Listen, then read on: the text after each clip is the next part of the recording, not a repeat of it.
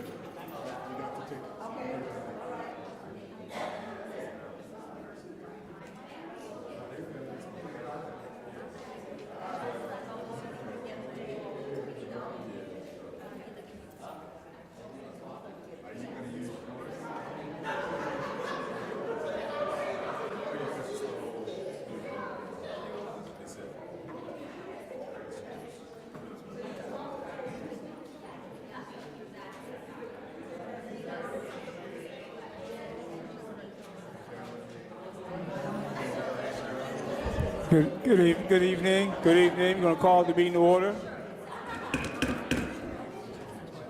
Yeah. Is it up? We're going to call the meeting to order of the Trenton Board of Education, December 17, 2025, 5:30 p.m. Pledge of Allegiance. Pledge allegiance to the flag of the United States of America, to the republic for which it stands, one nation, under God, indivisible, with liberty and justice for all. Roll call, please. Gerald Trueheart. Present. Denise Johnson, absent. Gene Bowie. Present. Addie Daniels Lane. Present. Austin Edwards. Present. Yolanda Lopez. Present.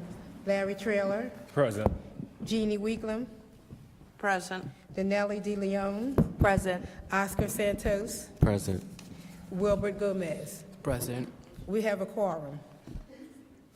The New Jersey Public Meetings Law was enacted to ensure the right to the public to have advance notice of and to attend the meetings of public bodies at which any business affecting their interests is discussed or acted on. On the rules of this act, the Trenton Board of Education has caused notice of this meeting by publicizing the date, time, and place, therefore posted on the website, the Times, and the Star Ledger. Formal action will take place at this meeting. Our mission statement: all students will graduate with a vision for the future, motivated to learn continually, and prepared to succeed in their choice of college or career. Our superintendent's remarks. Good evening. Welcome on this crisp fall or winter. Gosh, we're getting out of fall into winter. Yes. Me? You good? Yes. So thank you. Welcome, everyone. This evening we have a presentation, a student presentation. So we're going to start with our student who's here. We have a presentation from the Future Forward program that was offered and implemented for incoming students grades 7 through 12 during the summer. We have a secondary team. We have the secondary team from the Teaching and Learning Department, a representative from the summer program from Tanga, Ms. Flores, the science teacher, as well as a student, I think one. If I missed one, please, you'll be able to introduce yourselves in a minute anyway, from the secondary school to share the summary of their activity that took place in the summer. Students engaged in a project-based learning activity, PBL, and we talk about that often, which is designed for a real-world scenario. Through robust professional sessions, students had access to resources and data to create and imagine a solution through their digital devices. We're proud of our students and staff who work tirelessly to create a solution, becoming change agents. We also used Apple native apps. Apple EDU is implemented in districts. We use that to create all affiliated presentation materials and illustrations, which supported a direct implementation of the Apple EDU initiative. So I just want to preface or say that this is regarding graduation data. Our students had an opportunity to take real data and take it back and create. And so what they'll share with you tonight is certainly not implemented It's a timeline that's not real necessarily, but some of the information is. And so as we listen to it and think about it, we will certainly get our high school teams involved in listening if there are opportunities here from the information that they have taken. So their real world scenario was graduation data from Trenton Public Schools. So it's really exciting to hear them. So I'm going to ask everyone involved to come forward and present it this time. Need a motion to adopt the agenda? Oh, I'm sorry. Sorry. Properly moved. Do I have a second? Second. Properly moved and seconded. Roll call. Joe Trueheart. Yes. Denise Johnson, absent. Gene Bowie. Yes. Addie Daniels-Lane. Yes. Austin Edwards. Yes. Yolanda Lopez. Yes. Larry Traylor. Yes. Jeannie Weeklam. Yes. Denelli DeLeon. Yes. Motion passed.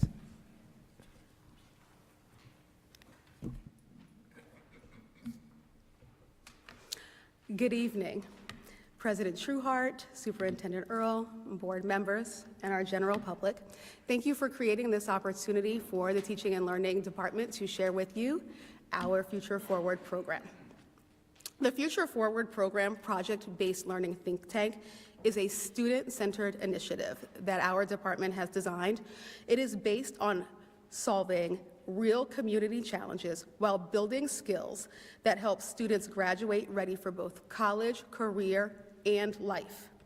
Tonight, we're pleased to present to you our students and our teachers, as well as our work that brought this program to life. In honor of them and all of their efforts, we ask that you hold all of your questions and comments till the end of our presentation. Our PBL think tank brought together students from grades 7 through 12 across the district to Capital City High School. They worked in small groups with their teachers and provided support to one another. Their teachers came from elementary, middle, and high schools. And so this created an opportunity to ensure that all students had exactly what they needed to grow. Before the program kicked off, we provided the teachers with training on PBL, which is known as project-based learning. And that training centered on the GRASP model, which includes the goal, the role, the audience, the scenario, the product, which they'll present to you tonight, and their standards. They used best practice for research, including note-taking and presentation skills. Our goal was really simple. It was to help students engage deeply with rigorous work and communicate their ideas clearly and effectively.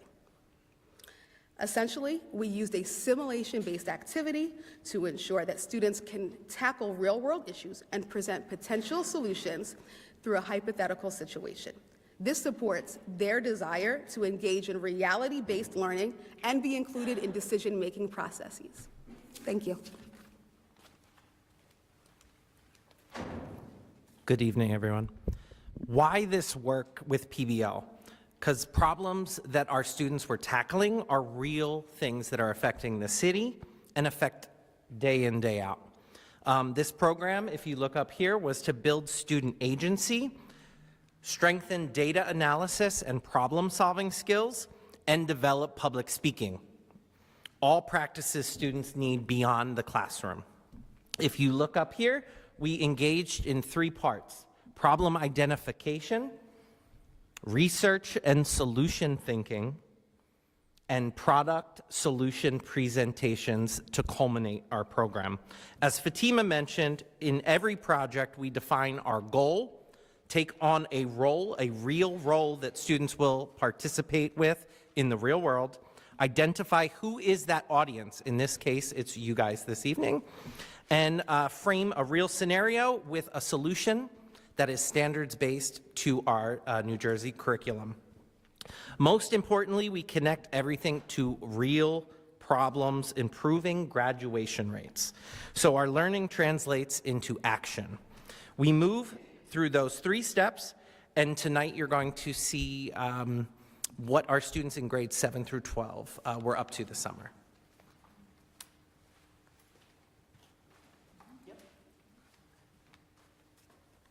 Hi, everyone. Good evening. Our students in 7th and 8th grade were presented with a task centered on the goal of some challenges that make it hard for students to finish high school. So their task was to brainstorm, research, and analyze factors that they believe would be most critical for success. The students used mind maps and Post-its as their brainstorming methods to begin thinking deeper about the problems that were presented to them. They broke into teams and they completed research on their area of focus to create a strong foundation of the identified problem. The research that they conducted in teams included academic factors that contribute to graduation outcomes, socioeconomic factors, as well as our students who are multi-language learners, students with disabilities, and students who are dually identified, meaning students who are both multi-language learners and students who have individualized education programs. Next up, we have our student representative, Adonai, who's going to speak to our high school students.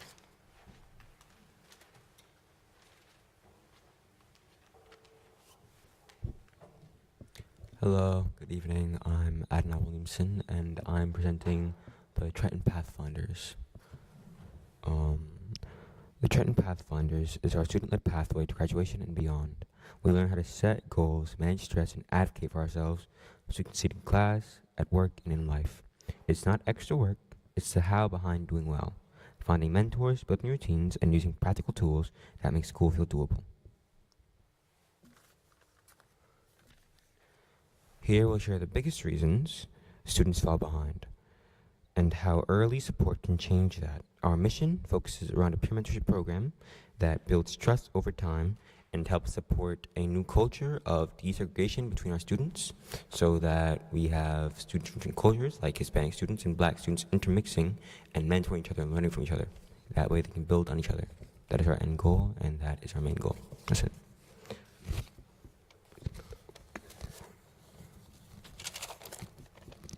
Every student has a peer and go-to adult. If we hit a problem, like missing work or family issue, they know exactly who to talk to and what steps to take. Pathfinders is student-led and pairs a freshman with a junior for a 2-year period that includes structured check-ins, academic support, and social-emotional stability. This would result in stronger student connections across grades to support more accessible ways to improve graduation rates between students. So this is how we organize Trenton peers. It would be 9th graders learning from 10th graders, and then the 10th graders essentially moving up and becoming 11th graders so that the 9th graders would have the same mentor all year round for their 4-year period, and that way they get to know each other better and build more of a friendly bond between each other. We need the principal support to encourage this and get us the staff needed to further, enable it.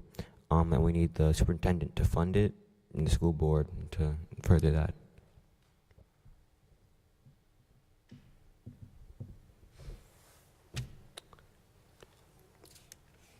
Okay, I believe that's it. Thank you for your time.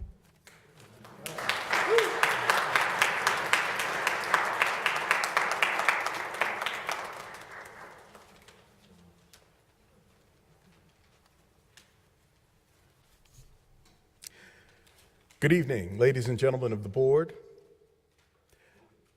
Thank you. It brings me great pleasure to represent the work that our 9th grade students performed this past summer in our summer enrichment program at Capital City High School.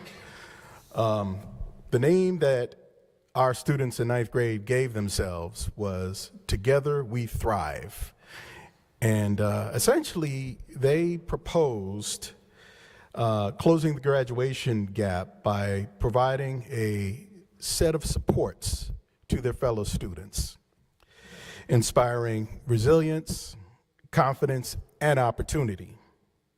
They want to create a safe, nurturing, and inclusive environment that'll support them because we know as adults, sometimes, we deal with situations, difficult situations, right? Sometimes we feel a little anxiety. Natural, right? That's a human thing. Sometimes we have to manage our anger, right, when things get to us. And we also have to lean on each other, right, in order to develop more positive solutions to very difficult problems. And that's exactly what our 9th grade students proposed. In fact, They even set a SMART goal around this. And SMART, as you may know, and we helped them learn this past summer, is specific, measurable, attainable, realistic, and time-bound.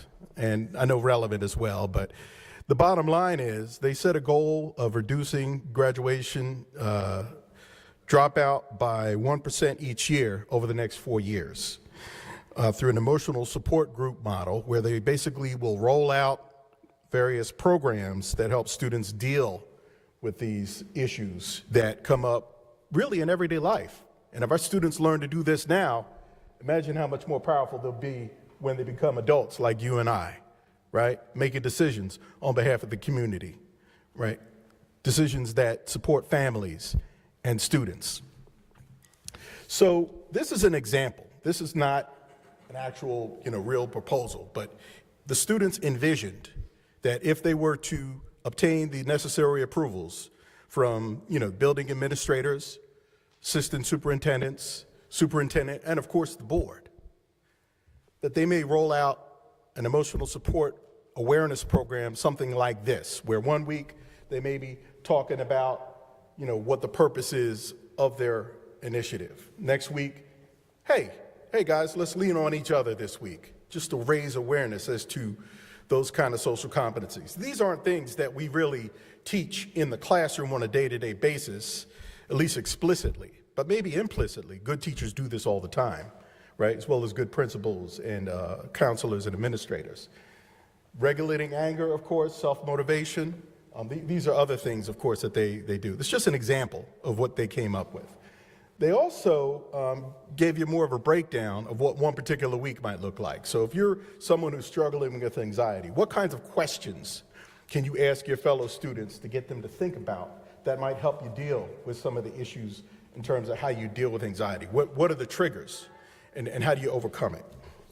So I'm not going to read this for you word for word, but this is what our students came up with. I didn't come up with this, but I am proud to represent them in their absence. And finally, these are some additional structures, a call to action. How do we get people to galvanize in terms of supporting each other? Because in the end, when the going gets rough, all we have is each other. So how are we going to support each other when times really get rough, right? How are we going to rise above very difficult and challenging circumstances? Well, this is what our students suggested. And actually, a lot of these things are kind of already in place. It's just a matter of being more intentional about using the resources we already have. I mean, do we not have access to meeting spaces? We have lots of classrooms. Even if they're being used, we can always find an opening where students and counselors and teachers can use a classroom to discuss certain things. Sharing data, right? Now, some data is very personal. Obviously, we're not going to share that data. But there are other sets of data that's more generic that students can learn about each other from directly that will give them the ability to support each other. We may need to support them in terms of funding, right? There are various sources of funding, which may come and go from year to year. Building community connections, of course. We already have pencils, paper, notebook, iPads. They already know how to use them very well. Okay, so the question is, how do they use these tools more intentionally, right? As the fifth mathematical practice says, use tools strategically, right, to solve problems, essentially. So, again, I want to say thank you. Thank you to the board, Superintendent Earl. Thank you to our assistant superintendents. And thank you to our students and teachers, as well as the members of the public who came here to join us tonight. Thank you very much.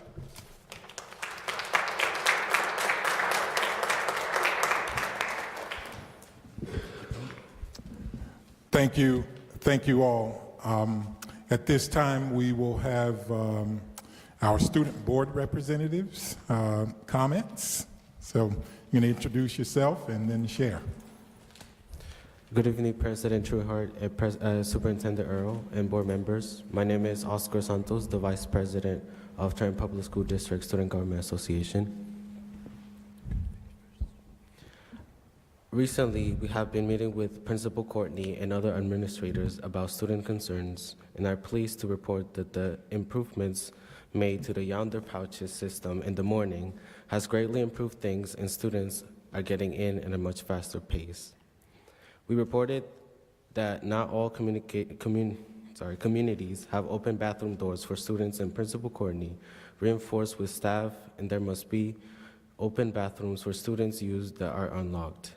We also discussed the use of vaping pens and students smoking weed in some bathrooms, and based upon our conversation, the Principal Courtney called to action about reinforcement of monitoring and discipline. Things have gotten better in the areas as well. We would like to have a more security on-site on the building for the safety and security of students and staff.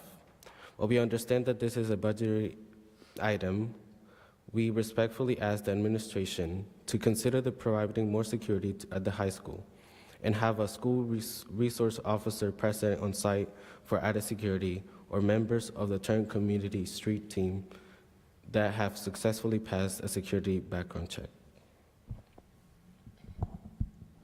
Good evening, President Trueheart, Superintendent Earls, and board members.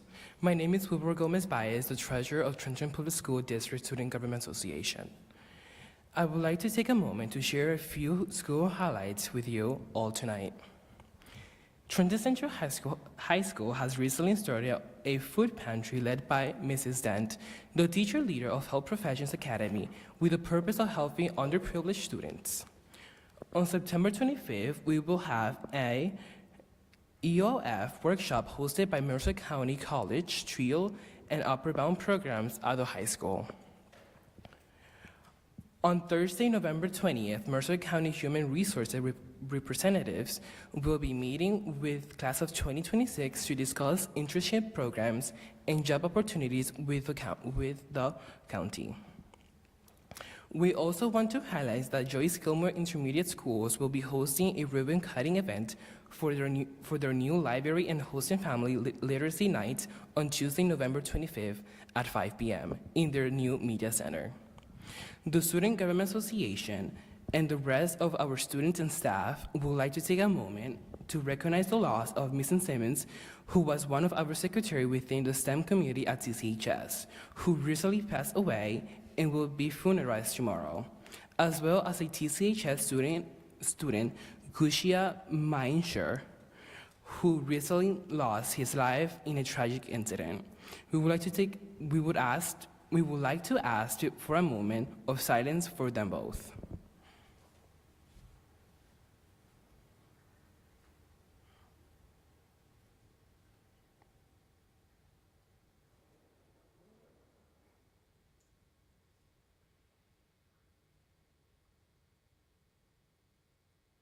Thank you. Thank you, student representatives, and thank you for the presentation. You are amazing young people, and we so appreciate you taking the time to come out this evening to share with us and to be a part of this board meeting, and for your commitment to serve.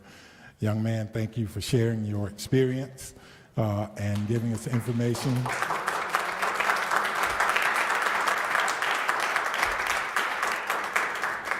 And giving us information about some of the findings, which are interesting, and something that the superintendent sits here to tell you we will certainly take a look at, and thankfully you all shared that information. We'll get with the high school teams and just share it to see where we might be able to go with that. So thank you again to all of the students who presented, the teachers who supported, the supervisors who coordinated down that list. We appreciate your work. So one more thing to share this evening. I know many of you, if you haven't, you probably will or should read. There was an article recently about Trenton's decision not to engage in the literacy grant process. And there's lots of questions, lots of misunderstandings about that process.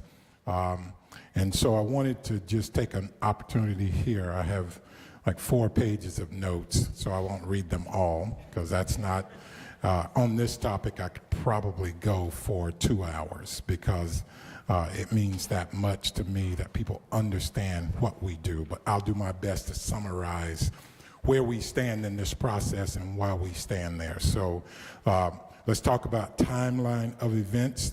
Governor Murphy put his first broadcast out regarding these initiatives in May of 2025. So that's important because we start planning and budget approval like now, December, then January, February, March, and anybody who knows budgeting knows that we make all major decisions that we have to submit to the board and this community for approval by May.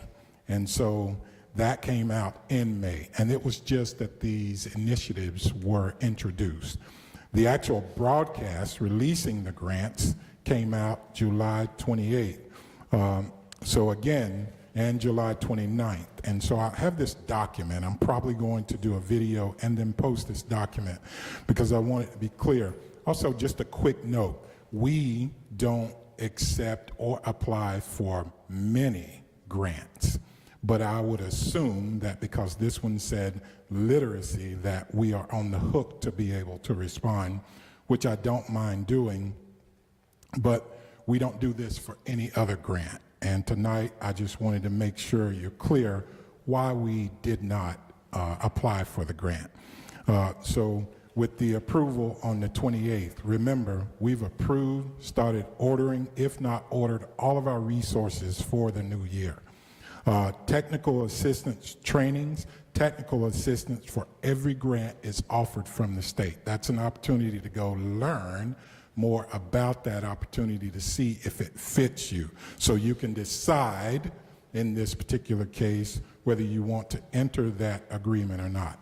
So on August 6th, we signed up to attend. On August the 11th, we signed up to attend, and August 14th to go learn about these grant opportunities. So it wasn't missed on our part with a deadline of August 21st, which means after the last session, we would have had to make a decision in 7 days to submit for the grants.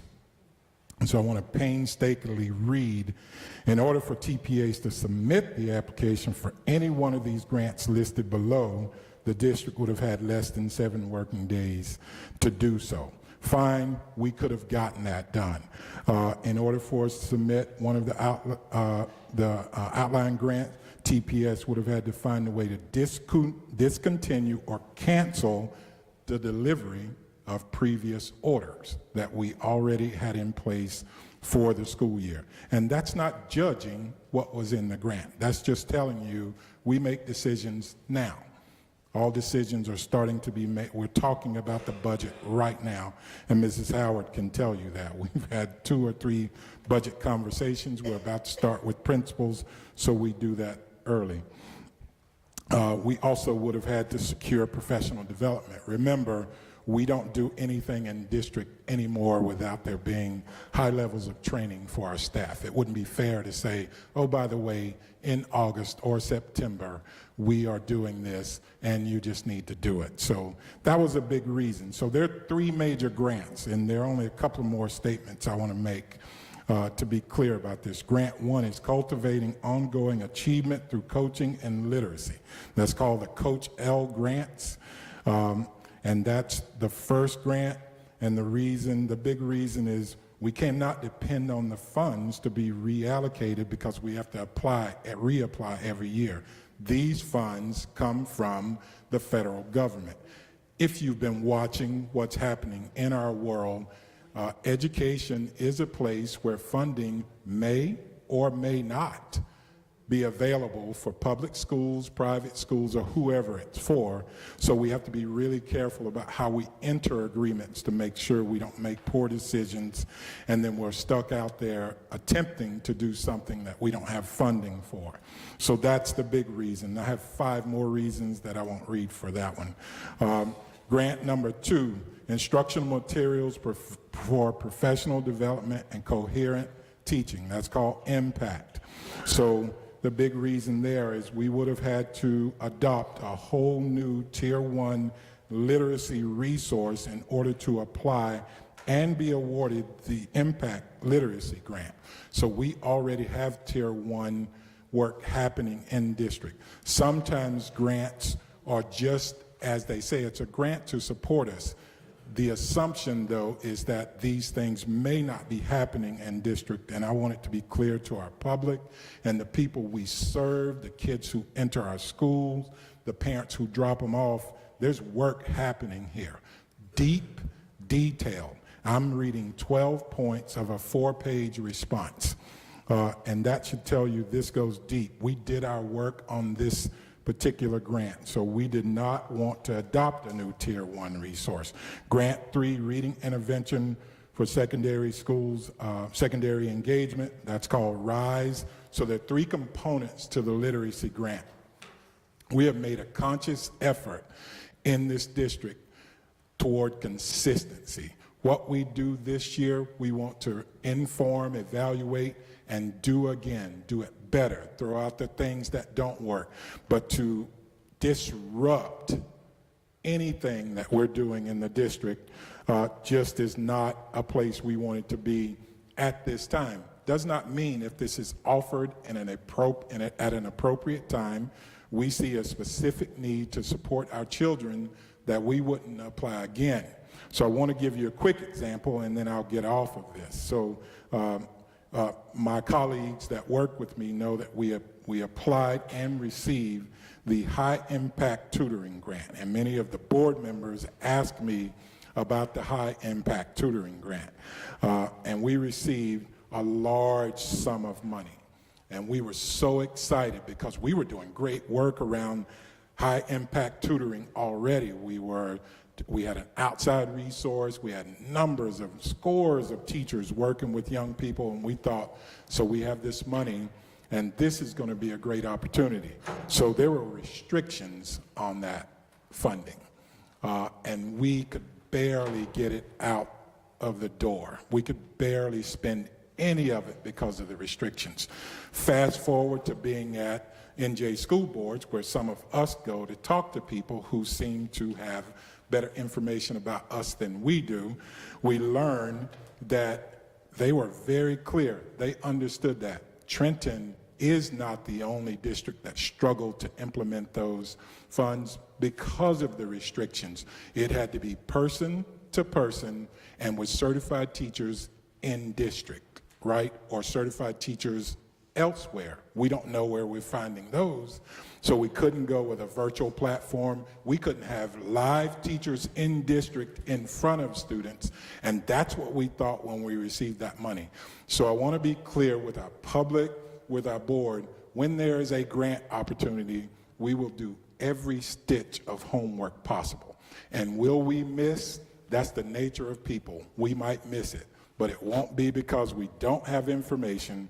We will go into this, and I know that the article inflames people. You should have all been outraged to read that we didn't accept literacy funds, but that assumes and makes the assumption that we are not literate in this district. There are so many forms of literacy. Our kids can do amazing things in this district, and we understand that. Reading on level is different than reading, and we have, in every presentation to our board and to our public, we have always said, we're going to share with you some of the great successes, but oh my gosh, do we have so much work to do. So I'm here to tell the board, the public, that we're back to do the work. We were back after the article, before the article. We'll be back tomorrow doing that work. I invite anyone who wants to do that work with us. And we believe a lot of what was written in the article is factual. We're not disputing.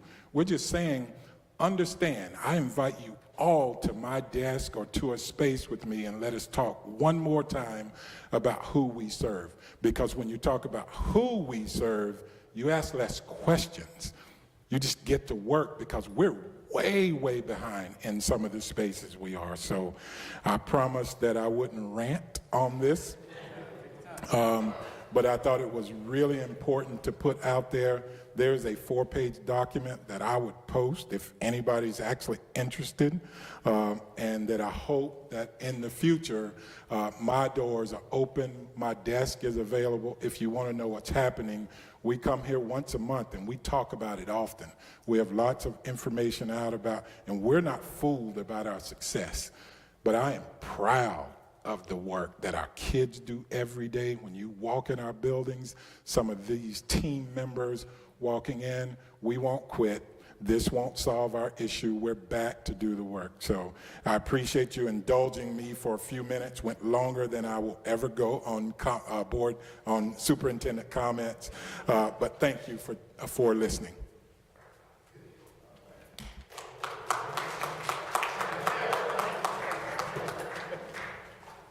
Before the other students about to depart, just wanted to really thank the students, Oscar, Wilbur, great job.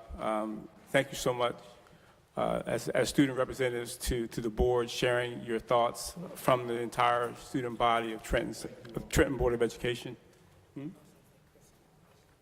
of course, Crystal Feliciano, Councilwoman Crystal Feliciano. I was getting there. For the work that you're doing in training and building those students up. I also want a student did leave who presented tonight. So he's still here? Where is he? Oh, here he is. Okay. Get a round of applause for all of our students who are here.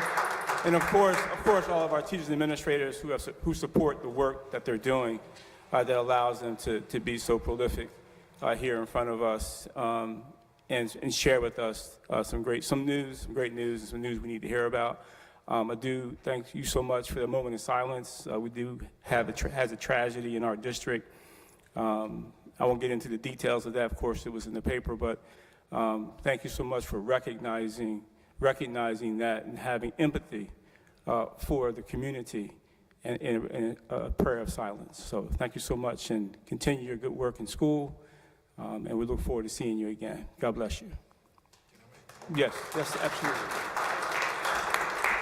So I just missed a quick presentation. I have two of my graduated students here who are going to share how the Yonder Pouch system works. You've heard about all of this Yonder Pouch, and what was it, 276 comments online about Yonder Pouches. So we want to demystify, and you heard the students talking about how it's, over time it just gets better. Our students make it work, and our staff, and so we're so appreciative. But Mrs. Grant and Dr. Conway are going to share. On the left, you have the device that unlocks the Yonder Pouch, and Mrs. Grant has the pouch itself. And so you walk up to it, you put it on there like you see in a store, and then it opens. Each student can slide their phone inside. That's brave. She's trusted it. It locks up.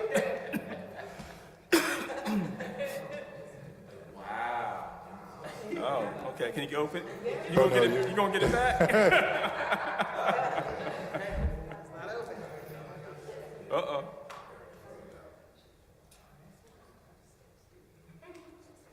Oh, okay. There it is. So,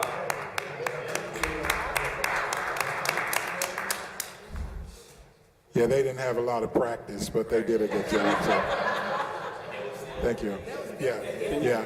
I just wanted to share that because, and then show people we understand, but we're seeing students connect better in our buildings as a result of not having to have that device in their face all the time. So, thank you. And they keep that device in their Yonder pouch. They keep the Yonder all day pouch. long. Yep, all it's day. in their possession, so they don't lose their phone. So, And that's 7th grade up through 12th. 7th to 12th. yeah, 7 through 4 through 12. 4 through 12. Yeah. 4 through 12. So that's good. That was it. Oh, great. All right. That's good. Thank you. Thank you. I did also I want to recognize some special guests that we have in our board meeting this evening for the National Sorority of Phi Delta Kappa, Pursuit of Excellence, a challenge to fulfill. Two are retired administrators in our district, Dr. Cheryl Heath and Dr. Carolyn Gibson, who are here this evening, as well as Talea Wilson, also a member of that sorority as well, and any other members of the sorority who are here that I don't recognize here tonight, but Jocelyn, where's Jocelyn Still? Oh, hey, Jocelyn. Hey, how you doing? Jocelyn Still and any other members who are here, we thank you. We recognize the work that you're doing and have done and continue to do for students, not only in our district, but around the state and around the country for that matter. But we're really interested in focusing on, of course, our students here in the city of Trenton and the scholarships that you provide to them, and of course your annual fundraiser that's coming up. We look forward to always participating in your fundraiser that's coming up at Cobblestone Creek, which is in Lawrence Township. So we look forward to attending and being a part of that festivities and that fundraiser and all the joy that comes out of that, and your ability at that point to raise money for student scholarships and the like. So thank you so much for your work that you're doing and your service to our district. Thank you. One of the things I did want to share with the board is we will have our board goals, which are primarily professional development goals, are ready for review in our governance committee meeting. And I'd like to present those in December for board approval. And primarily, it's around all of our professional development goals. Number one being to maintain the Carl E. Larson Master Board certification. And then also, as we continue to matriculate as board members, we have some new board members on board tonight. God bless you, Sister De Leon, here tonight. We'd like her to get, of course, her new board member certification. Then we also have the level of certified board member, master board member, and certified board leader. And many of us here tonight hold one of those certification positions. And so I want to encourage us to continue in our professional development as a part of our board goals. That are different than our district goals, which are the superintendent's district goals in terms of what our district's going to be doing that relate to our strategic plan. But just wanted to outline those 4 primary certifications as board members. We're also a certified board, master certified board, and so we'll make sure we continue to maintain our master board certification, which requires us to have a continuous professional development. Thank you, Yolanda. Continuous professional. Under Yolanda's leadership, we became a master certified board, and so I always want to give kudos where kudos are due.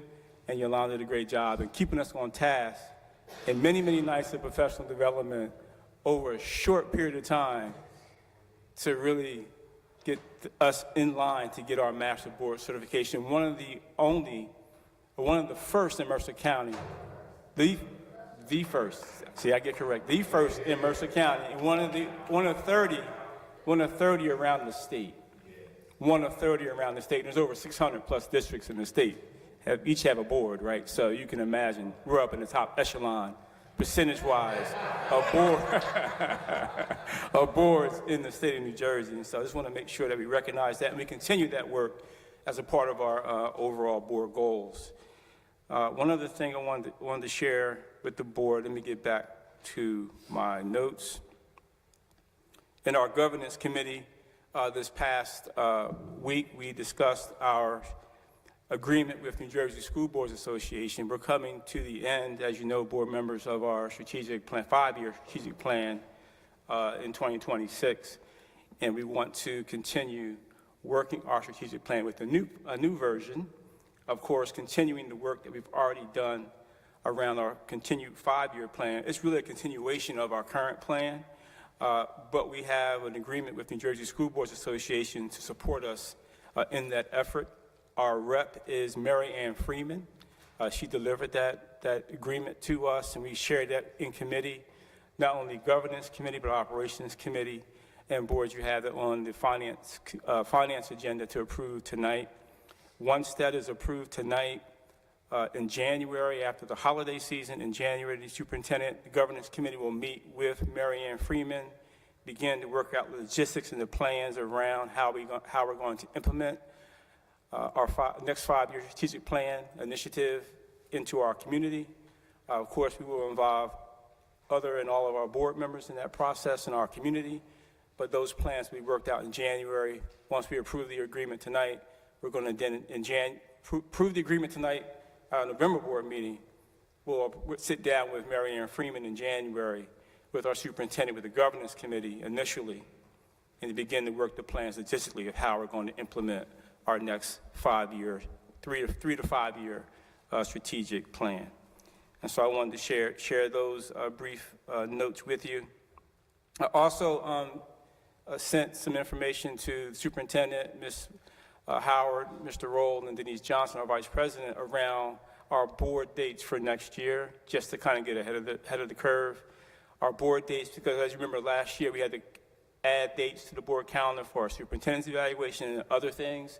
So I mapped out a calendar for all of 2026 for us to review in governance committee, and then for the full board to take a look at. So we're all on one accord in terms of what we need to do in 2026 to meet all of our obligations, whether it be board self-evaluation, superintendent's evaluation, and other requirements that we have as a board. So that's coming. That also includes presentations throughout the year. Some are mandatory presentations, some are presentations we want to give, like the presentation we gave tonight, which was a great presentation to share not only with our board, but with our community. So we have that plan as well. So we're working out a plan of action to present to the full board at our December meeting. There will still be a draft at that point, so we'll be able to add value to that from all of our board members. So that's all I have tonight as board president remarks, and also as the governance chair, the committee for governance for the Trenton Board of Education. We have teaching and learning next with Addie Daniels-Lane. Thank you. So good evening. The Teaching and Learning Committee met on Tuesday, November the 11th. The meeting began with a discussion of a tiered intervention model that's going to be piloted, targeted toward assisting students who may be struggling in certain areas, and also a discussion about the current reading curriculum. We then moved to the agenda items that were listed. Some of the highlights, there was a discussion of a proposal regarding a music therapy program at Monument. There's a partnership with the Rutgers Graduate School, along with the College of New Jersey. And we also talked about the Future Ready Voices. And also, we talked a little bit about identifying a vendor for a new benchmark pilot for language arts and math. We also discussed the literacy grant that you heard about a little bit earlier from the superintendent, and some of the reasoning behind why there was not an application for some of these specific grants, and you heard all those reasons discussed earlier. In addition, we received an update regarding special education and the fact that the budgeting process has begun for the 26-27 school year, that the standard operational procedures for RNRS updates on helping educators understand behavioral versus academic challenges. And there was also a discussion about a complaint from October and a corrective action plan that was assigned, and the fact that the school district is working to address or to resolve that particular complaint and implement the corrective action plan. So that was the meeting for, again, teaching and learning, as well as the update for special education from, again, the Teaching and Learning Committee. Thank you. Good evening. We also met Tuesday. Hope you guys could hear me. We're good? Okay, great. As usual, we discussed transfers, the secretary's report, the treasurer's report, staff travel, and the bill list. And for October 15th through October 31st, we paid $457,500 in bills.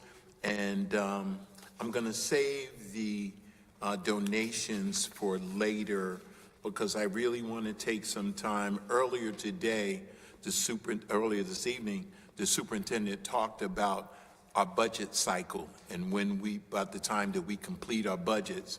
And so this is rather extensive, so I'm not going to hit all the points, but I think folks should understand what that process looks like. And so July starts our budget year. It constitutes the beginning of the budget year that we've already decided last year, right? So we're planning for the 2026 year now. August, and I'm just going to go down the list here. August, the board's treasurer's report is due to the county by August 1st.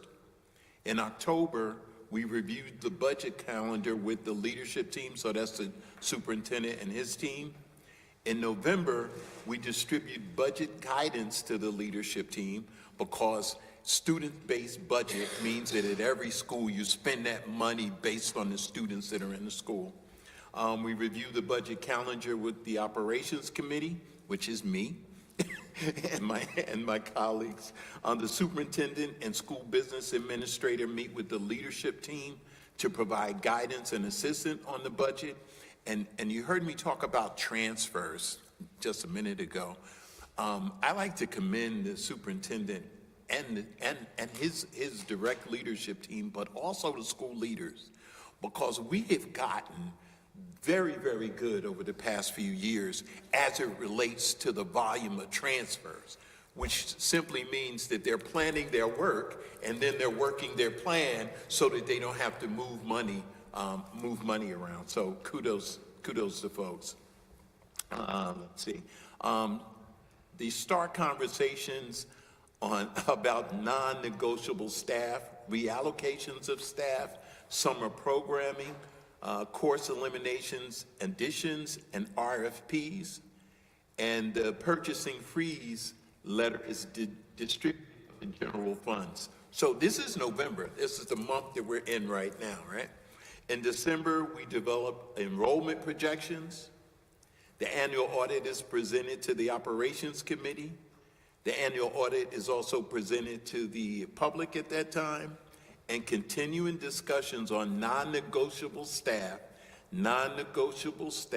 reallocation of staff, summer programs, and course eliminations. In January, the leadership budget is due by January 9th. Distribute the budget instructions and guidance to principals. Final conversations on those non-negotiable reallocation of staff occur. And principals meet with their staff to prepare the budget. They prepare cash flow for the summer ESY and summer school. And then in February, school budgets are due to the business office by February 6th. The superintendent and leadership team with the principals discuss the budgets from February 9th through the 13th. Budget revisions are done between February 16th and the 20th. Primary budget is presented to the board. The governor makes his address in February. Budgets are entered into the state DOE net. Superintendent, school administrator, human resources meet with union and staff around reductions and additions. They finalize cash flow projections for the summer programming, prepare the capital budget. The purchasing freeze letter is sent out on grants. And in March, budget submission is adopted by the board. The budget submitted to the county office for approval. Conversations with the unions and staff on reductions and additions. Board approves the request for proposals and bids for the 2025-2026 school year. That's what just happened. April, public hearings on the budget presentation. If you've attended those, the superintendent and the business manager actually go through the presentation so you understand where that money's going. One of the key slides in that presentation for me is the dollar, because they tell you where every penny in that dollar is spent and where it's going. Meet with principals concerning summer maintenance projects, continuing conversation with the unions about and staff on reductions and additions. And then in May, the board approves requests for proposals, bids for goods and services needed for the 2026-2027 school year. The board approves staff appointments and renewals, and staff shall prepare general fund requisitions for processing goods and services for the upcoming school year. So as you see, there are a lot of moving parts to this, and we've gotten very efficient and effective in managing these processes, and that's why year over year, we keep getting those awards around fiscal responsibility, because it's important. And then the very last thing, sorry that took so long, okay. The very last thing is acknowledging those folks that support our children. And so the organization is Pay It Forward Enterprise. The donation is 14 travel luggage suitcases, 15 crock pots, 22 mattresses valued at $5,000 for school support, family, and community engagement. Shine and Inspire, hygiene products, clothing, hats, backpacks, packs, valued at $2,500 for family and community engagement. Aramart, 50 Thanksgiving baskets, valued at $2,500, family and community engagement. WellPoint, a $1,000 check for family and community engagement. And Zeta Phi Beta Sorority Incorporated, Epsilon, Zeta Chapter, school supplies valued at $250 to Joyce Kilmer Intermediate School. And we thank those folks for their sacrifices for our children.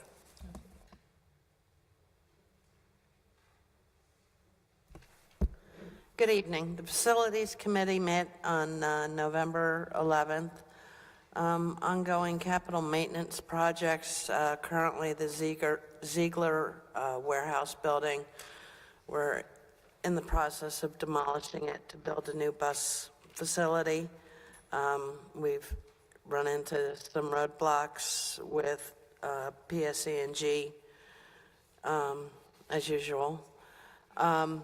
Poles being too close to the building and them refusing not to move them. So everything is pretty much on hold, and we're waiting for confirmations from PSE&G to move lines, and so we can knock the whole building down and start the project. The other projects going on, Hedgepath Williams and PGA Hill have received flooring upgrades and new furniture. The Gregory School window replacement, the architect and engineer approved the final plans for the window replacement. The work is slated for the summer of 2026. Chiller units replaced. Gregory School, the chiller unit was installed and commissioned, so that's up and running now. The admin building, which is this building, the chiller unit has been resized and approved by the engineers to be installed. Building and grounds inspections, health and safety evaluations were uploaded and submitted to the Mercer County offices. The site walkthrough inspections are still to be determined, and the DEP has scheduled to start an integrated pest management inspections on November 12th. And other than that, that was all we had on the list.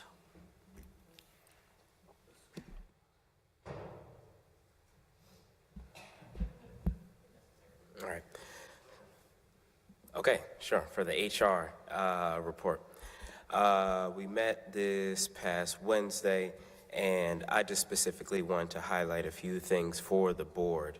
A few sections, specifically B, the new hires, and the few positions, especially those that are coming in at over six-figure jobs, right? And I joke around, I say this all the time, I often wonder why I went to law school, and here I am, you know, still paying back these student loans, but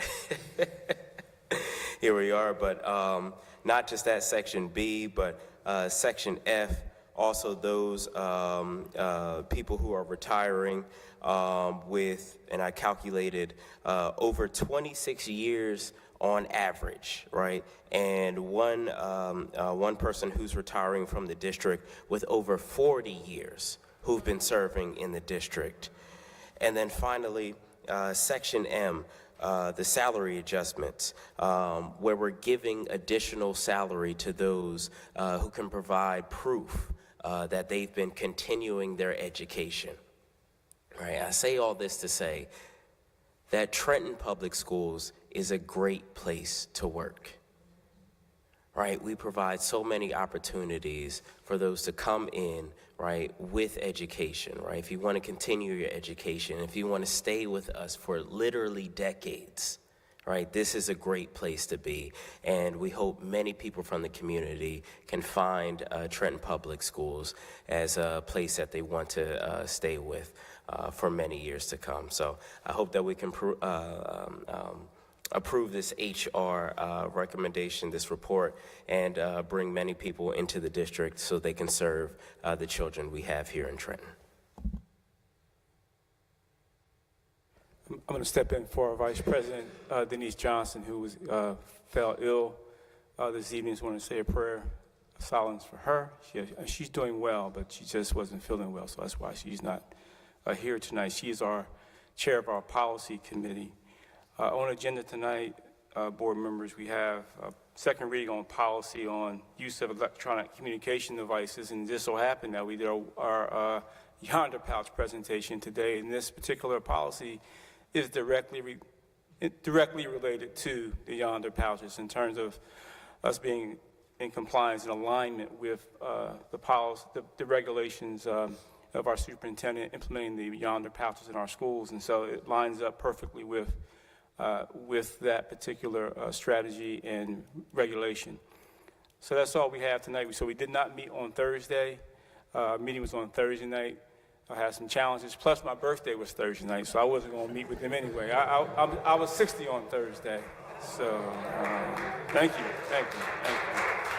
I don't look 60. I know I don't look 60. I know. But 40, right? Yeah, right, 40. Thank you so much, everyone. We'll go on to Larry Traylor, FACE School Support. Okay. Thank you. Thank you, Board President. The FACE Committee met on November 12th, and we discussed the school brand design logo updates with all individual schools. Like, as we saw, the district-wide had a logo update, which is amazing. All of our schools will be having them individually, so they're having focus group sessions. They're going to be meeting with the school communities and really, modernizing it so that it looks similar to the district logo, but it is unique for each school. We also discussed some of the Thanksgiving drive, holiday drives, and around the food pantry. In the month of October, the food pantry fed about 134 families receive food bags, which is about 308 children and 425 adults. So in total, 736 household members was benefited from the work that was done through the food pantry in the month of October alone, which is amazing. They also discussed on the 25th, they're going to be having a Thanksgiving basket distribution. They're working to distribute a minimum of 200 baskets to families, along with a holiday drive distribution on December 11th, working with parent liaisons to select students within district to take advantage of that opportunity. We also discussed the focus around building out the Parent Connect Conference, which will be held in 2026 at the high school. And we discussed, food access concerns during the government shutdown, along with the fact that, and one of the big things that they told us is that our school pantries remain open for food distribution with Mercer Street Friends at all 3 locations during the shutdown, making sure that our students in most need, especially with SNAP, was able to take advantage of food access that we have in our schools. We also discussed for next conversation to discuss some of the HIB reporting for our next monthly meeting. Thank you.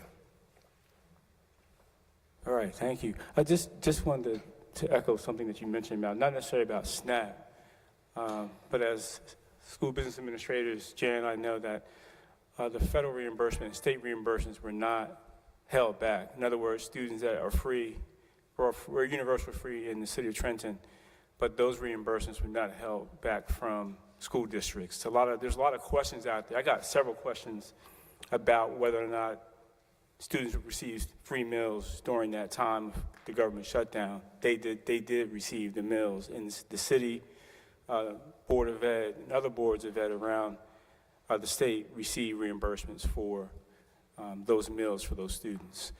That would have been a real scare, because I know in some districts it's millions and millions and millions of dollars in reimbursement that come in to support the food programs for our children, breakfast and lunch, not only here in the city of Trenton, but around our county and around our state. So thanks for that comment. Thanks for those board committee chair comments. Public participation will be next.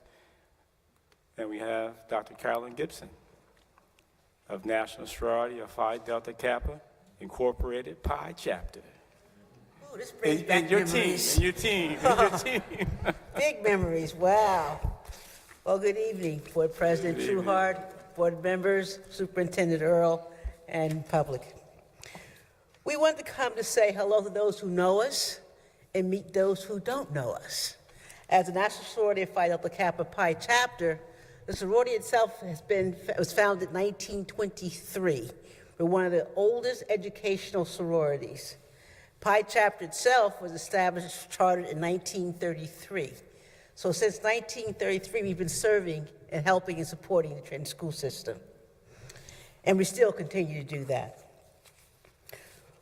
Just wanted to let you know, we are still partnering every year, trying to make sure things happen with us, to make sure that we are supporting your goals that you have as far as the students. And our national sorority has a call to action for literacy. All of our 1,500 chapters will be doing literacy in their regions. So we're going to do our literacy here. Our chosen school this year is Gregory School, and we plan to do a reading program with Gregory School with their first graders. So that's our literacy project that way. Also, we want to make sure we are still giving out scholarships. Over the last several years, we've given over $100,000 in scholarship, and we plan to keep on doing that as long as we can. We're also very proud to say that for the last 35 years, we've had a practice review program where you've hired some of our folks who've passed the practice because of our services we've given to them, so we want to keep that going as well, too. Also looking at a lot of the things we've done, we've always come here for the extravaganza. We've always had a table for that. We were here last time for the professional development at Trenton schools. We were here for the reality fair for the students. We'll do that again on December 5th. So we try to keep our feet in the door, keep our heads high, and help you support your students as best we can. So we want to make sure that you know we appreciate what you do as well, too, and that how you come and support our annual scholarship luncheon. December 6th from 11 to 3 at the Cobblestone Creek Country Club in Lawrenceville, we'll have our 66th scholarship luncheon. I've given tickets to the superintendent. Feel free to buy one.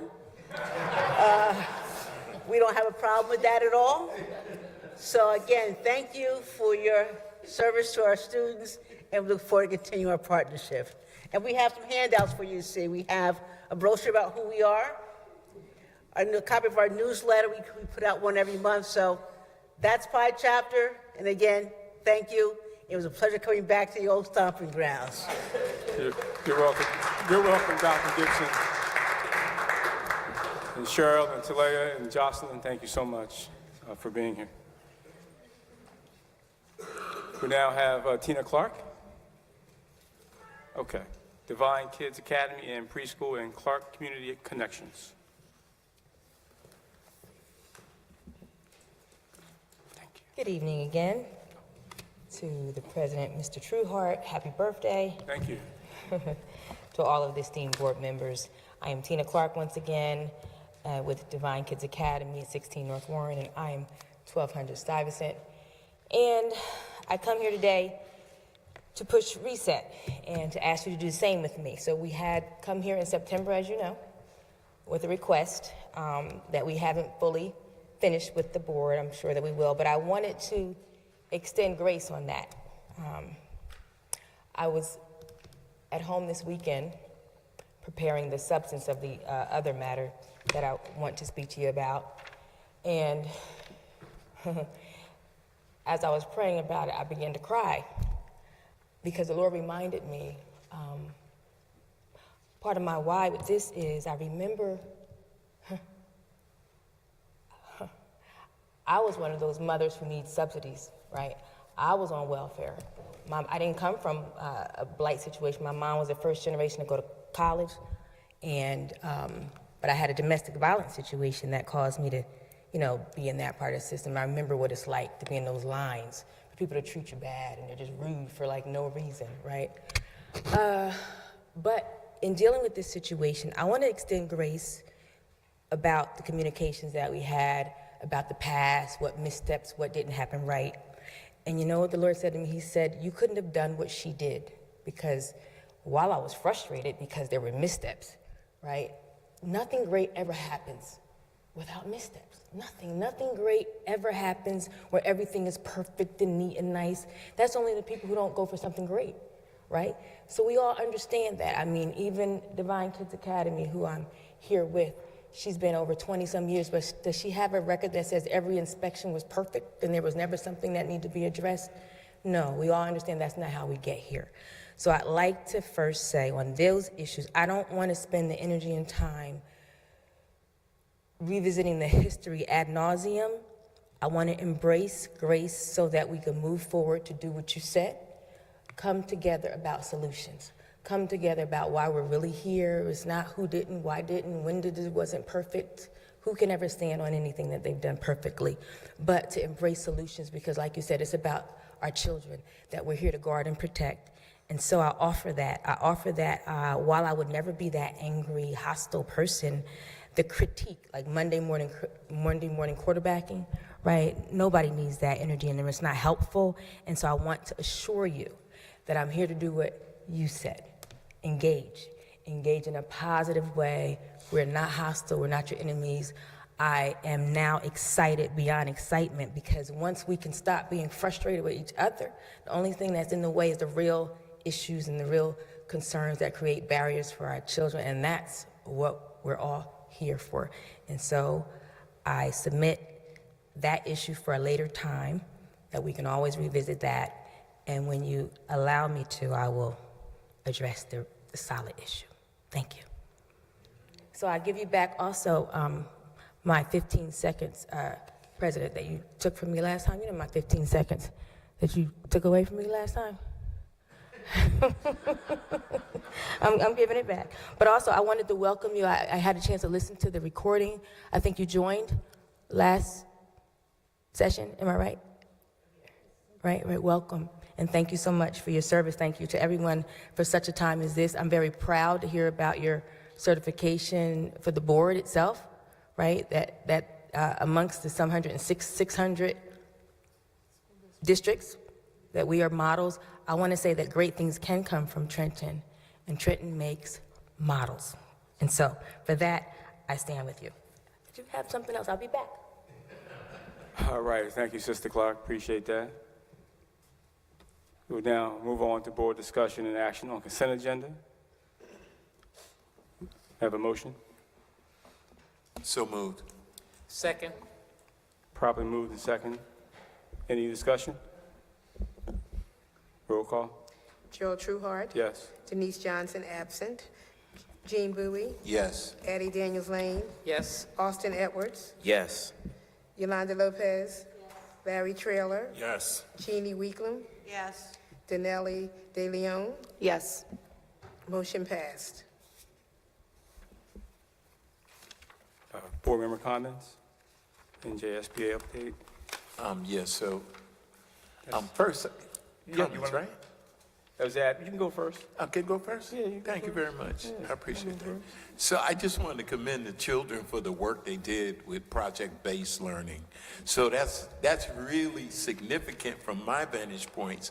because they actually said that they would improve graduation rates by 15% by 2028, very specific, and reduce dropouts by 1%. That's a big deal when you look at the work that we're doing and the fact that they outlined a plan that folks could get behind. And I do the money part. That didn't sound like a huge financial investment to work with these babies to bring some of that, if it makes sense, right? To make some of that stuff go. So kudos to them. That's my first. And then I owe the board president, Brother Gerald, an apology because I told him I was going to do something and I didn't do it. So I'm going to do it now. So when you think about the operations committee and the work that we do, the majority of our work is on goal 5. So your homework assignment is to go to the school, the district website, and look up goal 5 so that you could understand what I'm talking about, right? And then there's 2 additional pieces. Goal 2, when you look at all of the investment that we make in our teachers and our staff, that's a goal 2. Oh, no, I'm sorry, that's goal 4, which is staff development and well-being. And then there's also goal 2, when I speak about the donations, right? That's community engagement and partnerships.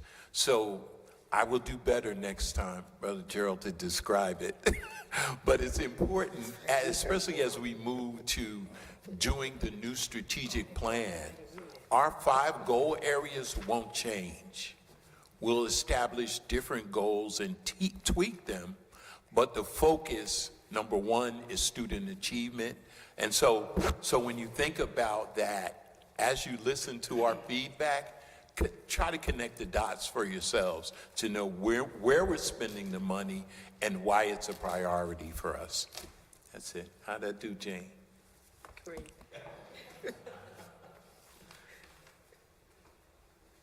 You feel better, Brother President? I know I let you down.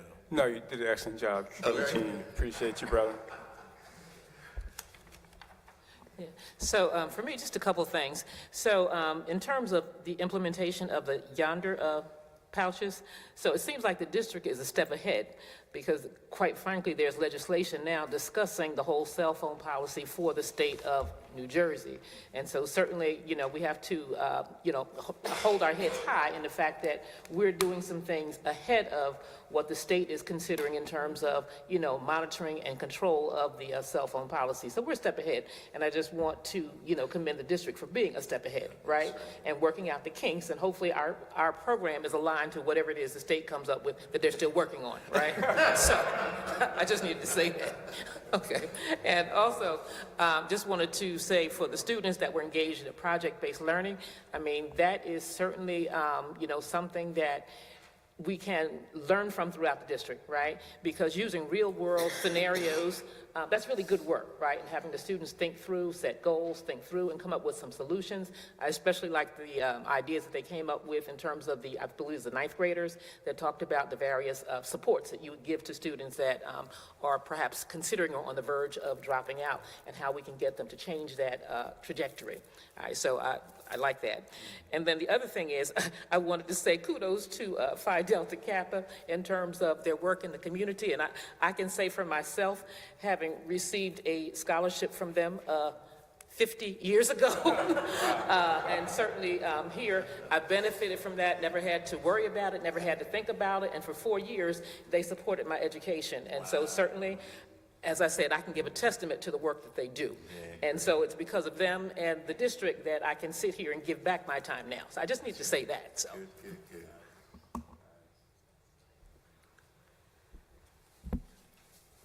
Good Larry, do you have evening. anything? I'm sorry. Okay. Go ahead. Can I go? Yeah. Yeah, absolutely. I just want to say I was really impressed with that project-based learning program. Especially the calendar what the kids came up with managing anxiety, managing anger. The kids came up with that. That's something, when the kids are involved, will be more successful. And I think that's important that we look at the whole project and the results of it. The other thing I was really impressed with was the student government kids speaking up. But one of the things I did get from them is they're asking for more security in the high school. And when the kids are asking for security, I think we need to listen. And, you know, do we have the SROs officers in place this year? How many security guards are in the halls? What are they feeling? What's going on that they're feeling there's not enough security is what my question is, I guess. And I think we really, you know, they know what's happening in there. They get the feelings from the whole vibe, and I think we have to really pay attention to that. And that's all I've got for now. Thanks. Good evening, everyone. I do want to shine light to the fact, like everyone has been saying, to the Future Forward project-based learning. I think that was just an excellent initiative that they did over the summer, especially not only that it was student-led, but the small groups with teachers. And I think that really builds, like when there's like intimacy between a student and a teacher, that really helps them get more confident, even when we think of like college and for their future. And I love the fact that they mentioned that they ask real life questions. And if possible, like I wasn't able to see the responses of what prevents them from, like, you know, dropping on. I would love to read that. Like, I wanted to see what were the responses. And then also I want to shine light to the PI chapter because I see my teacher here, which was, I'm like, oh my gosh. I'm like, so I benefited from her teaching style. I don't know if I can say her name, but just shout out to Miss Avery. So she was just an excellent, also thespian from what I remember. So to see her here is just like, I'm just so honored and kind of like a full circle moment. So thank you.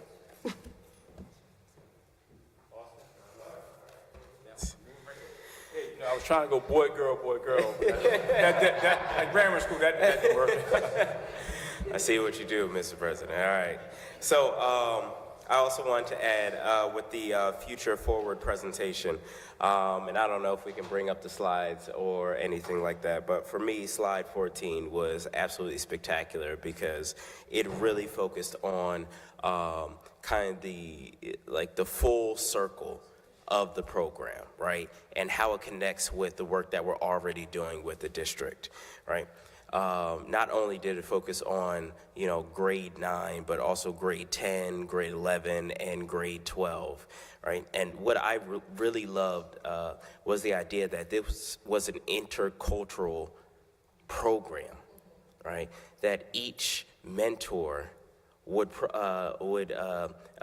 up with a mentee that was of a different culture, right? And that is really transformative because that is in line with what we're already doing here in the district, right? You know, with our K-3 program, where we're already trying to teach our kids, you know, multi-language learners, right? You know, where it's not just, you know, our kids that are already understanding English, like, you know, they're paired up with kids that are trying to, you know, that already know Spanish, right? And like, you know, cross-cultural learning, right? Because what we're trying to do here in the district, understanding the children that already live here, we're trying to prepare our kids to become global citizens, right? That's not the world of the future. That's the world that we're in right now. And so understanding that that's where these kids are already projecting themselves to be and able to capture that is absolutely amazing. So I love the presentation that they were able to do. I'm excited for, you know, what the future generation, the future leaders of Trenton are doing, right? Because they're just, I sit back and say to myself, right, I'm just like, yo, these kids at 16, 17, 18, right, are leaps above where I was, all right? Listen, just trying to get by at 22, all right? Like, this law school thing, all right, it's just, you know, I was trying to get by in DC, all right? But these kids are just absolutely killing it already, and I'm excited for the future of what Trenton already has. I'm very excited just for that specific piece and solving the problems that we have just to make sure that kids are able to graduate on time and be able to become, you know, really global citizens, not just here in Trenton, New Jersey, not just the United States, but across the entire world. I'll keep it short. I just want to, I agree with everything that has been said. I echo it, but I want to emphasize that two of the things that I really did like is, first of all, that because we have the students mentoring other students, we really are helping them build leadership skills, something that is really necessary in all areas, in all aspects of their lives. So that's a great way to develop those leadership skills. And also the fact that they acknowledge that we need each other. We cannot work in a vacuum. We need each other. And so then we can truly say, together we thrive. So kudos. Absolutely, and I was going to just copy or chime in on what you said about the Pathfinders and the peer mentoring. I think that that's so important because I don't think we think about what things a 11th or 12th grader is experiencing in life that a 9th grader will not think about right then and there because they're in 9th grade, that by seeing an older colleague or older student that is mentoring them and talking to them, apply for colleges, figure out what they want to do with their lives. Like, it gives them an earlier chance to actually sit down and sit with the weight of all of that. Because especially when you're in 9th grade coming into high school, like, you're not thinking about what is your college plans, you know? So I think that that's really important to have that, like, you know, mentorship, especially, you know, when, you know, the city has historically been known as, you know, kids don't leave their section of the Trenton, you know, kids don't really go out and explore much. So to be able to engage with students that may not necessarily come from the same part of town as you, that may not come from the same background as you, you know, helps really, gives you the exposure to really imagine what possibilities of life are for you. A few things, I agree with my colleague, Jeannie, when Jeannie was talking about the importance of the kids coming to speak to us. I'm so happy that each meeting this year we've had different students from the high schools come and tell their, you know, come and speak to us.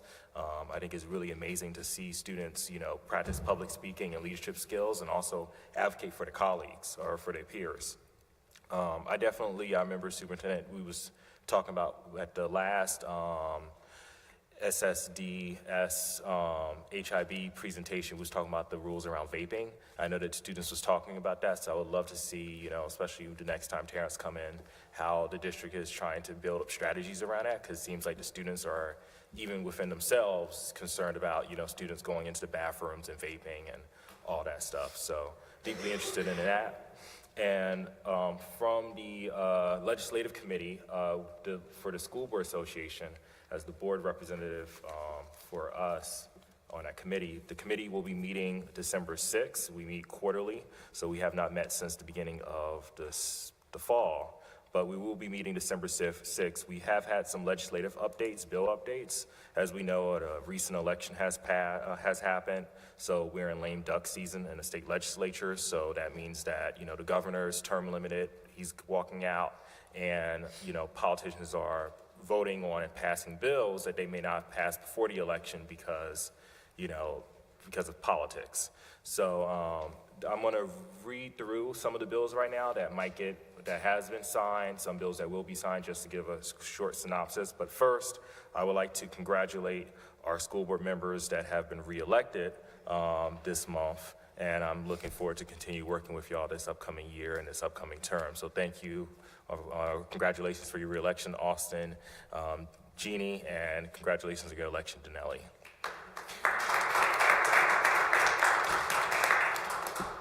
So just to quick, I'm not going to read the whole list, but they send us a list, and I'll share with all the board members as well. The governor has conditionally vetoed a bill establishing a chronic absentee task force. It has passed both houses, but it might but it wasn't a full veto, so hopefully the legislature will revise it and it will get passed. The governor also signed a bill requiring public schools and certain non-public schools to comply with the most stringent school lunch and breakfast nutrition standards. There was a bill signed requiring student identification cards to contain telephone number for suicide prevention hotlines. That was signed over the summer. There was a bill establishing requirements for school counselor certifications, outline roles and duties of school counselor, and requires professional development for school counselors. I thought it was interesting, one of the bills, it was to teach, requiring school districts to provide instruction on the history of Latinos and Hispanics as a part of implementing the New Jersey Student Learning Standards. That was signed by the governor this fall. So, and finally, a bill that's waiting for the governor's signature right now is a bill extending the deadline for the completion of school district's annual audit for the 2024-2025 school year. So that's just some of the short legislative updates.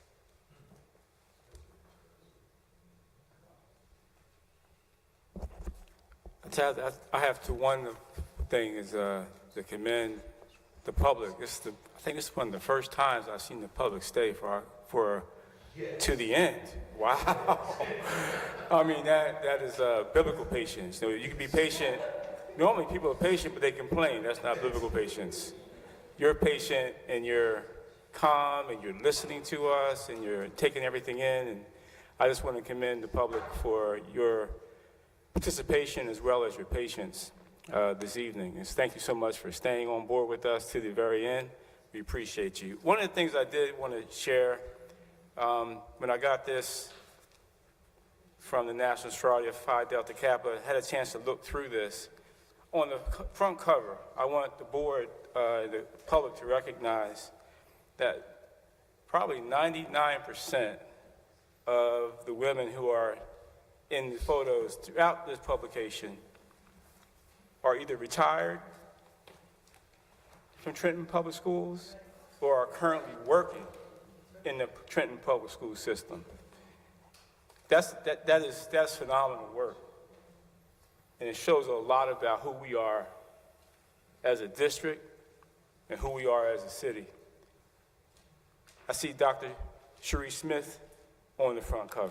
I see Jeanette Mayfield on the front cover. I see Dr. Julie Thomas, long time, Crystal Feliciano, our councilwoman. Ivy Avery, who was mentioned, right? Ivy Avery. Harriet Murray, a long-time administrator, principal in the city of Trenton here in public schools. Janice Williams, Trina Williamson, and others whose names I may not know, but I know their faces. But again, 99% of the women you see throughout this publication are either retired Trenton Public School employees or current Trenton Public School employees. And that's just a testimony to the work that they continue to do as a sorority. One of the things that I also noticed in the pamphlet is there's a picture of me in here. I'm famous now, y'all. I'm famous, man. Guess who I'm sitting next to? This man right here. And my wife on one side, the man right here. And Hope Grant's right next to him, so I know I'm in good company. No, that's just good stuff. I wanted to share that. And then one of the things that Gene, you had mentioned about the alignment, right, of our goals to our agenda items. When I came on as president, and I had a conversation about this in governance committee with the entire board, and superintendent, of course, first of all, we want to align everything you see on the agenda that we're approving. We want it lined up with our district goals for that year. And of course, the district goals then line up with our strategic plan.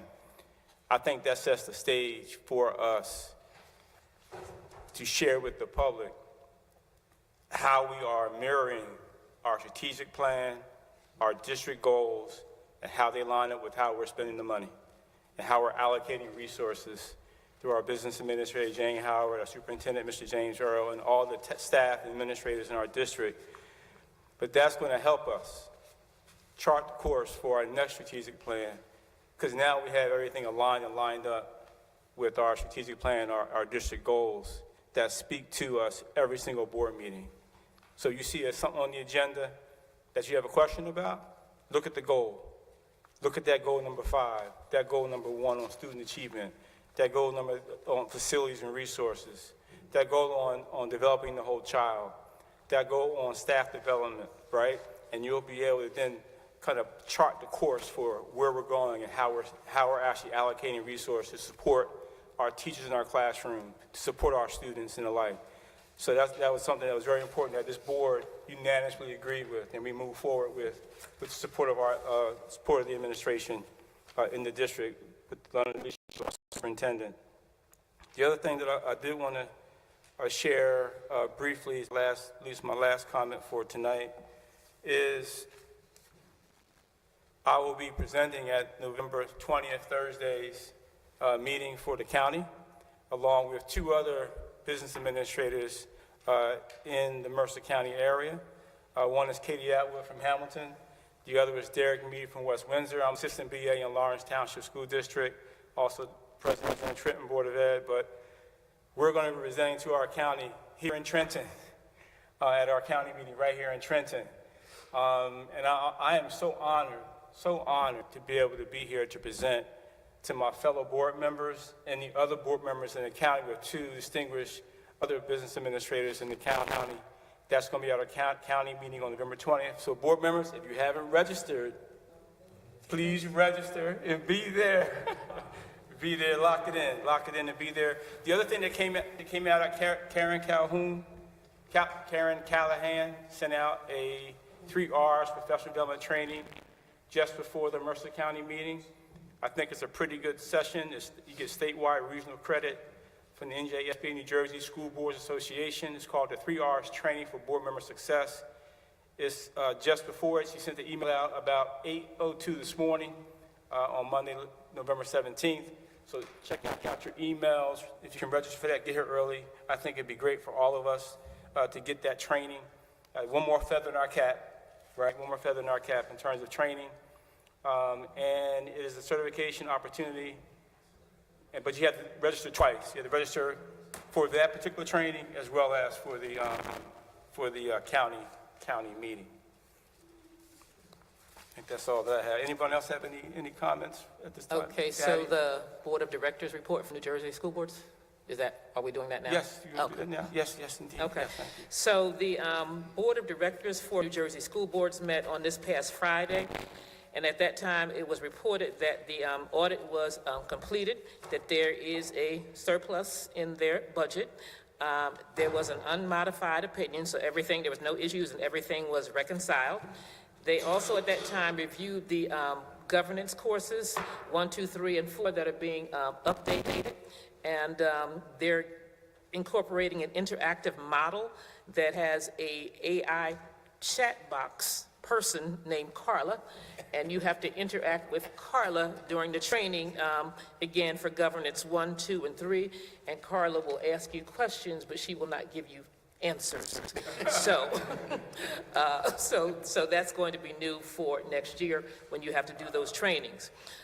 Also, there was a comment about folks before who would turn on the training and walk away, and now you can't do that because Carla is asking you questions back and forth, and you have to stay connected, right? And respond. Also, they reported on Workshop 2025, which was held in October. It was a tremendous success. There was a lot of feedback. Most people appreciated the workshops. The timing, however, was an issue for some, and the lunch issues and lunch lines, that was problematic, so they're looking at that particular, how to address that particular situation. For legislative update that they mentioned that they are developing an advocacy agenda for 26-27, and they're going to have a representative of the legislative committee to meet, to speak at the next board meeting. Also, they talked about strategic planning and how there's going to be an area on the website, if you're undergoing the strategic planning process, that you can key into this particular location on the website, and the community can also see like how you're doing in your strategic planning journey. So that's going to be on the website. They also talked about the state health benefits plan, right? Because New Jersey School Boards has employees, and those employees are part of the state health benefits plan. And so, quite frankly, they're looking to jump ship, right? In terms of to look for alternatives to the state health benefits program, because it's being projected that there will be a 50% increase in the next few years. So they're looking to find a different carrier for New Jersey School Boards Association, period. And they also said that New Jersey School Boards has a seat on the commission that heads the State Health Benefits Association, but if we leave the plan, then we'll probably lose the seat in terms of being a commissioner on the plan, and sometimes there's an advantage to being one of the commissioners, right? So that was part of the discussion, but right now they're leaning to jump ship for that particular piece. And the other piece they talked about was policy manuals, that they're going to be free policy manuals for the districts, not regulations themselves, but actual policy manual, but no regulations. There's also going to be available crisis management assistance that's available to the various districts, and there will be an HR hotline. And it won't be legal advice, but there are questions. If you have a question about HR, you'll be able to dial in and ask them questions. But again, don't consider it to be legal advice. Consult your attorney for that. In addition, they talked about a civility initiative, which I thought was interesting. And so there's going to be a specific civility initiative and a civility pledge, and all those they want us to adopt a civility resolution. That will be for next year, and also a pledge to, in fact, incorporate civility, right? So evidently there's a lot of concern, and we know we've had some concerns in the past. We don't have those concerns right now. However, a lot of boards are being challenged in terms of this whole civility thing. So again, that's an initiative that New Jersey School Boards is taking up. So those are some of the highlights from the Board of Directors and also the county leadership meeting that I just wanted to share, and also the meeting that's coming up on this Thursday.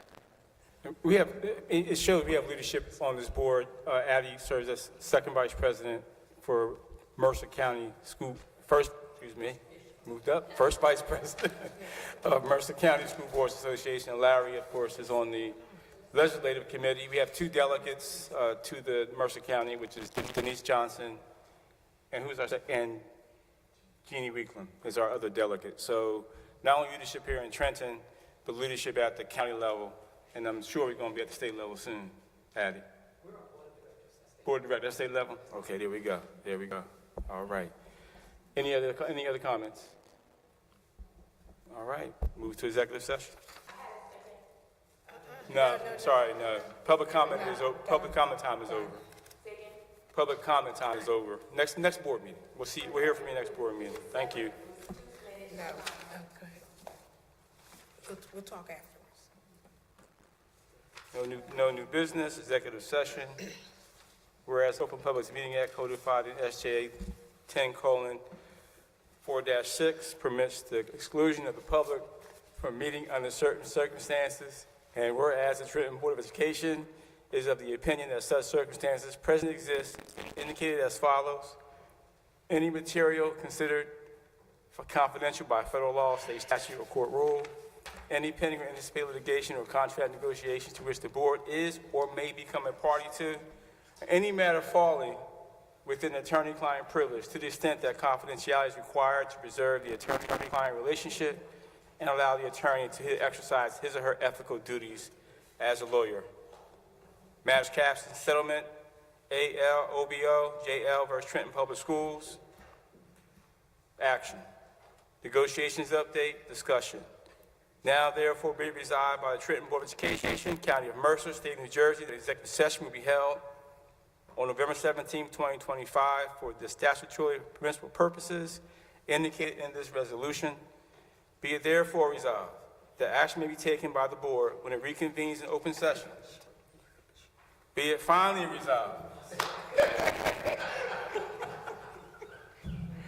that the minutes of the executive session with regard to the above subject matter shall be disclosed to the public at a later date, and to the extent that the same is not prejudicial to the interests of the parties involved, no longer adverse to the public interest or does not endanger any individual rights to privacy. The reason why we're giggling is because we're going to shorten this for the next couple board meetings. This is just too long, so we're going to shorten our executive session resolution. So we go right into executive session and come back out here and share with all of you our decisions. So, motion to go into executive session. Second. Second. Roll call. Gerald Trueheart. Yes. Denise Johnson, absent. Gene Bowie. Yes. Addie Daniels-Lane. Yes. Austin Edwards. Yes. Yolanda Lopez. Yes. Larry Taylor. Jeannie Weeklam. Yes. Janelle De Leon. Yes. Adjourn to executive session. Let me see this thing. Be careful, because we get written up since we've been doing it. Yeah, don't. Let me.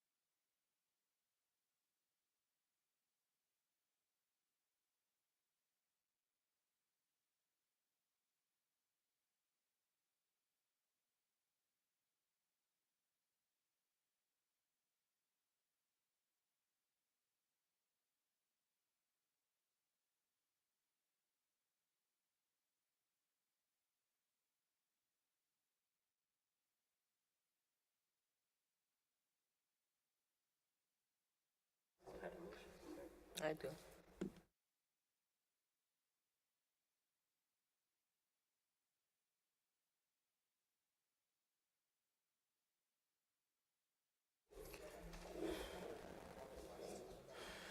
All right, folks, we're back in public session. Could I have a motion to accept the settlement agreement? I like to move we approve the settlement with docket number EDS 02379-2025S. I would like to second. Properly moved and seconded. Roll call. Gerald Trueheart. Yes. Denise Johnson absent. Gene Bowie. Yes. Addie Daniels Lane. Yes. Austin Edwards. Yes. Yolanda Lopez. Yes. Larry Trailer. Yes. Jeannie Weeklam. Yes. Denali De Leon. Yes. Motion passed. Motion to adjourn. Second. Third. Wow. Properly moved and seconded. All in favor? Aye. So we adjourned. Sing America.